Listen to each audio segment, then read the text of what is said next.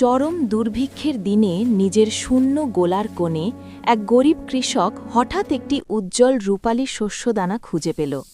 অবাক হয়ে দেখল, প্রতিদিন সকালে সেই একটি দানা থেকে অলৌকিকভাবে এক বস্তা পুষ্ট সোনালী ধান তৈরি হচ্ছে।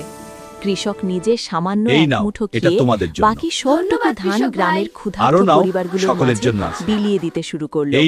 গ্রামের মানুষের চোখে আবার বেঁচে থাকার স্বপ্ন ছিল। কিন্তু গ্রামের এক নিষ্ঠুর আর লোভী মহাজন এই অলৌকিক দানার কথা জানতে পেরে হিংসে জ্বলে উঠল।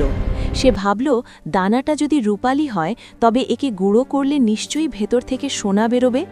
এক অমাবস্যার রাতে মহাজন দানাটি চুরি করে নিয়ে গেল এবং হামানদিস্তায় রেখে সজোরে আঘাত করে সেটাকে চূর্ণ বিচূর্ণ করে ফেলল। পরদিন সকালে মহাজন দেখল সেখানে কোনো সোনা নেই, বরং রূপালী দানাটি সাধারণ ছাইয়ে পরিণত হয়েছে। ওদিকে কৃষক সকালে তার শূন্য গোলার দিকে তাকিয়ে হাহাকার করে উঠল।